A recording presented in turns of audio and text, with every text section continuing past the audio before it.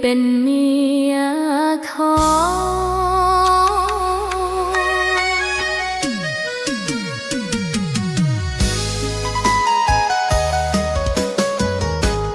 ตามวิธีชาวบ้านที่เราเคยตกลงกันไว้ขอบคุณที่เลี้ยงดูน้องมาจนเติบใหญ่วันนี้ต้องจากไกลไปสร้างครอบครัวกับคนดีน้ำตาปลอบเบาก้มกราบเท้าท่านทำสอนสิขอจำทำสอนที่ท่านให้ไว้เสมอในทวีสิเป็นเมียที่ดีสิเป็นแม่สีเรือนให้สมศักดิ์ศรีที่พ่อแม่ได้บกรมสั่งสอนน้องมาตลอดกาลจำได้ไหมวันแรกที่น้องเกิดมาในบ้านมีพ่อแม่กอดน้องไว้ด้วยความรักที่ยิ่งใหญ่ถ้าน้องกล่อมเกลียมให้ลูกน้อยเติบโตสดใสทุกหยดน้ำนมที่ดื่มกินมันมีค่าเกินสิ่งใด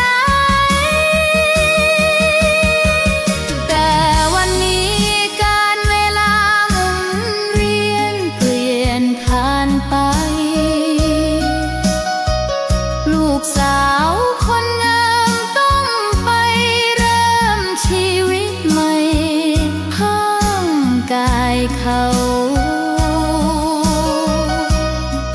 หัวใจมั่นใจหายยังต้องบอกลาบ้านเดิมของเราไปอยู่เรือนพอลำใหม่ที่สร้างไว้ตับเต่าคนดี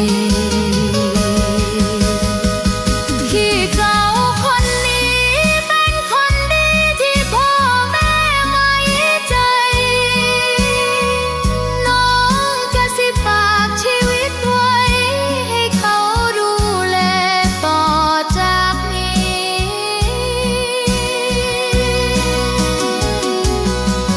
สัญญาว่าจะมั่นกลับมาเยี่ยมเยียนท่านทุกที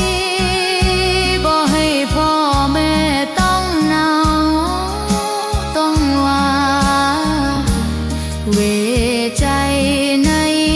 ทุกปีสินสอดทองมันที่เขาให้มาในวันนี้ขอมอบให้พ่อแม่ไว้ใช้สอยให้สุขสี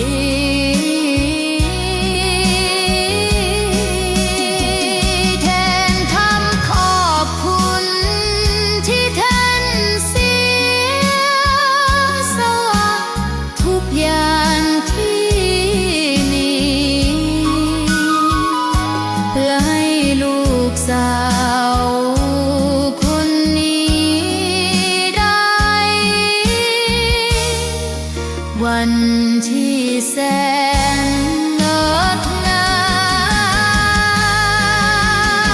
มกราบลาแล้วนะพ่อจ๋าแม่จ๋าลูกต้องไปทำหน้าที่เมีย